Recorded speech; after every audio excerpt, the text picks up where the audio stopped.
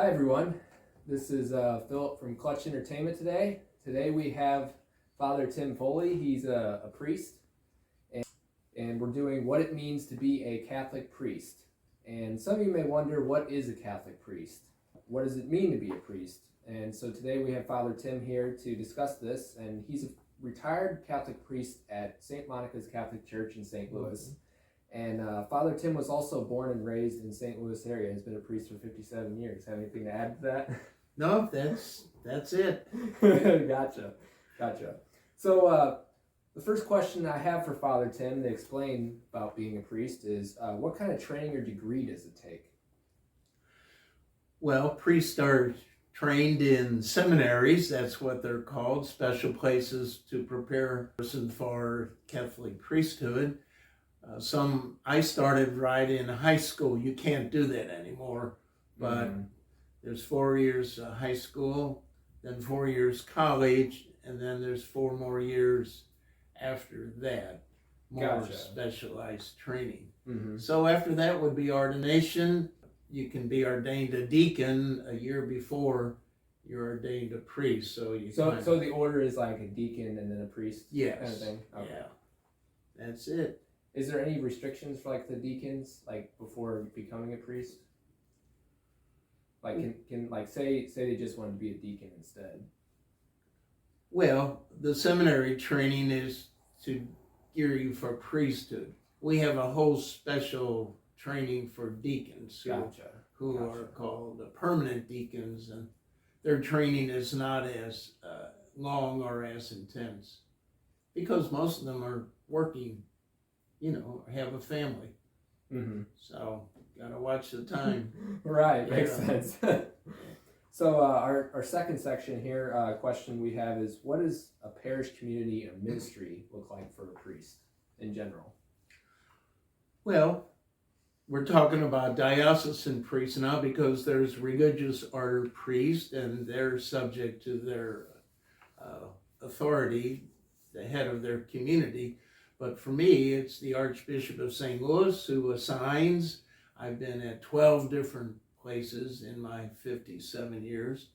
And each one's a little different because I've been rural, inner city, suburbs. But basically, you have the Mass, you have the sacraments, visiting the sick, communion to people at home or in the hospital. And then after that, there's a whole wide variety. Some priests work with youth, that's something they really enjoy. Others work with the poor, like St. Vincent de Paul's Society. What other activities are there, like for the parish community? Well, there's all the social kind of things. I just attended the auction at St. Monica's, so that was last Saturday evening. So whatever's going on, there's a lot of activities. You just do what appeals to you, how you want to spend your time. Gotcha. Is there something that like people can become Catholic, they can go through? Yes, that's called the Rite of Christian Initiation of Adults, RCIA is the acronym. And that's usually like a 9-month program. It can be longer if needed. It can be shorter if needed. And does that go like a liturgical year, or can you explain like what a liturgical year? Most places will start it in September in order to come to Easter. They have the person received into the church at Easter time. But sometimes they do it year round. It just depends on how big or how small the number of candidates you have. So. Exactly. Our next thing with being a priest is, what's the business side look like? Like, what is the side that a lot of people don't see? Yeah, and that's an important side, and that's taken care of by the priest called the pastor. And I've been a pastor over 30 years, and now I'm retired, so I don't have to do the business side. So the pastor is different than like a regular priest?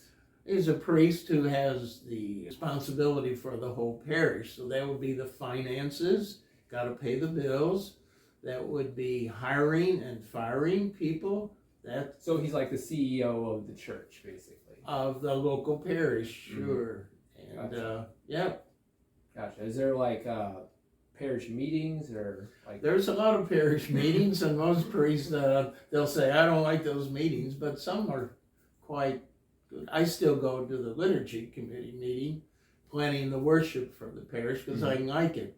I don't go to the parish council or finance committee because I don't need to. And Does somebody update you with that stuff?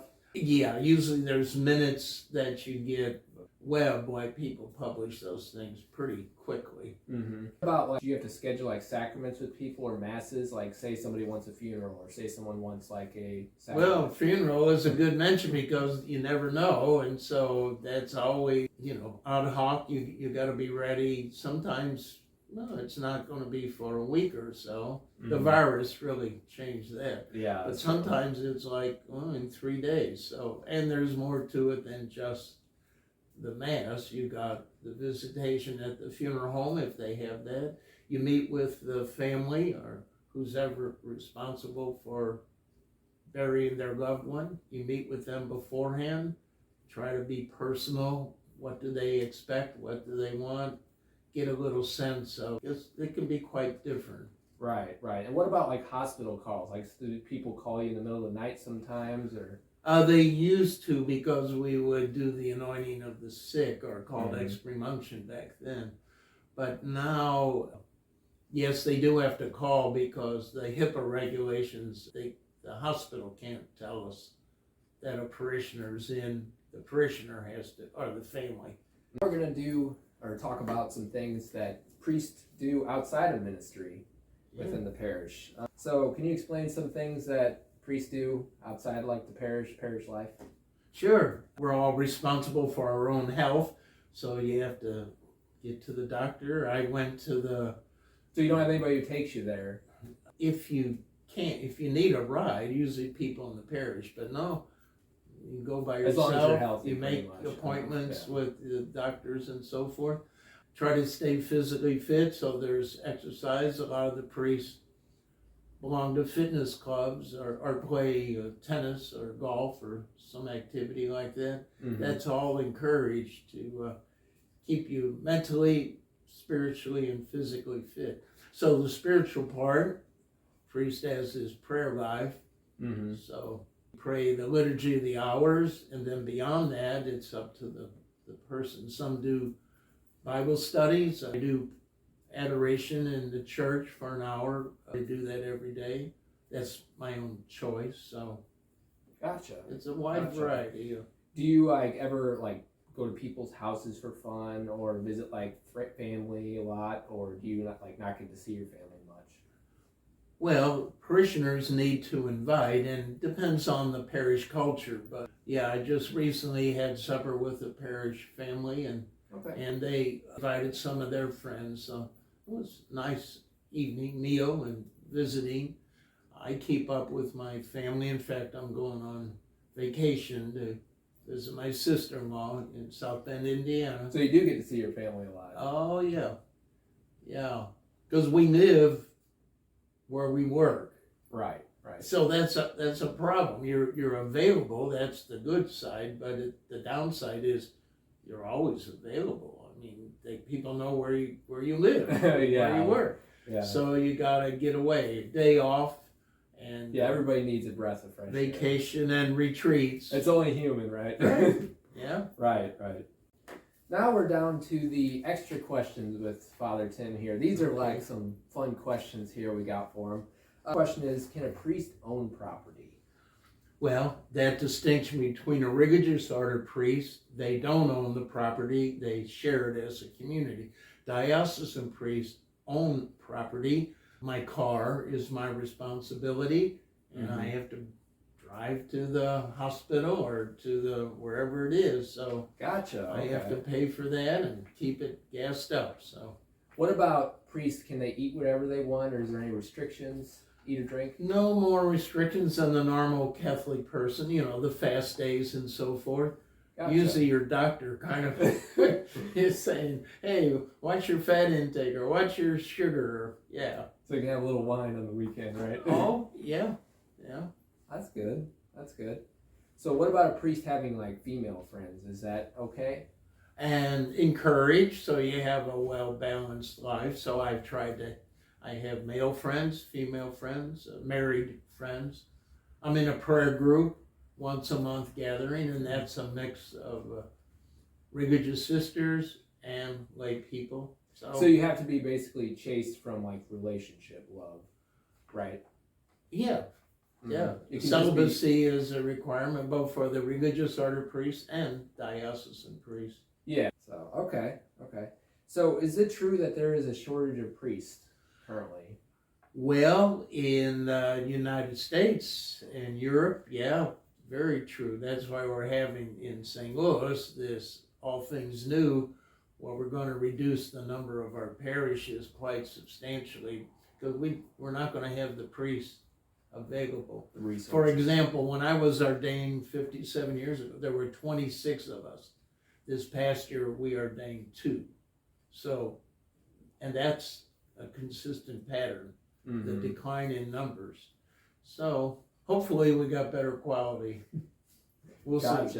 Gotcha. So can a priest leave the priesthood if he really wants to? Like, is it something that he has to commit to for life, like marriage, or is it something? Well, the commitment is for life, but yes, there's laicization, which is a formal process where you appeal to the bishop, and Rome releases you from your priestly obligations. But it's not some regular thing that you can just do right away. Right? Oh no, it's a rather serious step, and prepared for by probably a prayer, spiritual retreat. The bishop would encourage, maybe counseling. It just depends on the individual, what that person is looking for. Gotcha. So what happens if a priest acts improperly?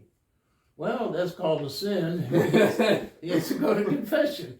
But if it's a major violation that would affect the people or the parish community, he can be removed from that parish. That happens. Who would govern him? Be his bishop. Gotcha. Okay. Yeah,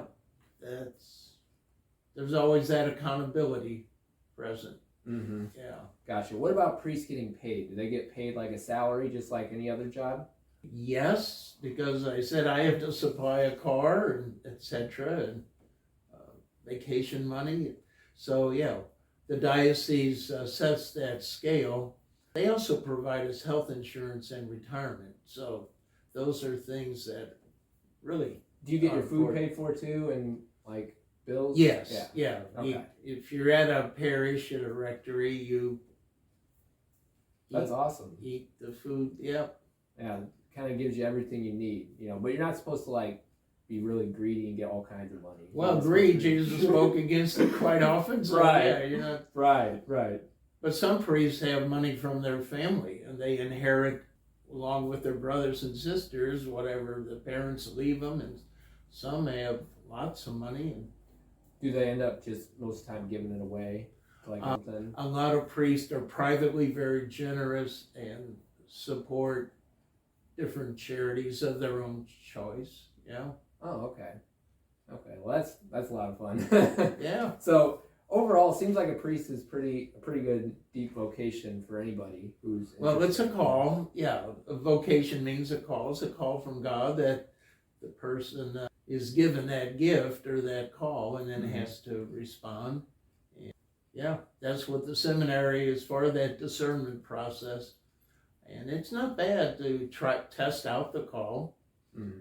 Most of the people enter the seminary leave without being ordained. So they have, that's positive. They get the experience. They discerned that call is not for them. Gotcha. Or maybe later on. Some leave the seminary and come back later. All right. So pretty much wraps up what we were talking about today. What is a priest, What is it about? If you have questions, what's a good resource that they could go to? Is there like a good website? You can Google. You can go on the web and Google some of this stuff. Yeah.